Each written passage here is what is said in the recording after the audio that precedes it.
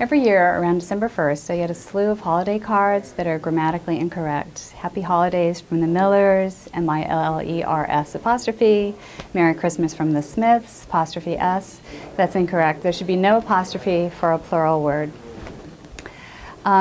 Generally speaking, the rule to follow for using apostrophes on words that end with S is that if they are singular words, like Jones, you would add an apostrophe S. So for example, the book Bridget Jones's Diary.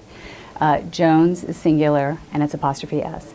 If you're talking about the state of Texas, it would be, Texas's laws, or Kansas, Kansas's laws. So a word that ends in S, a singular word, takes an extra apostrophe S. The one exception to that would be if it sounds incredibly awkward. For example, the playwright Euripides.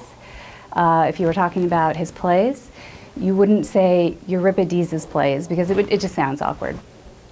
For plural words that end in S, the rule to follow is it typically just ends in an apostrophe. So, for example, going back to the Jones, it would be, the word is Jones. To make a plural, it's Joneses, and then you would just add an apostrophe after that. So it would be the Joneses' dog, the Joneses' car. You wouldn't write or say the Joneses' dog or car.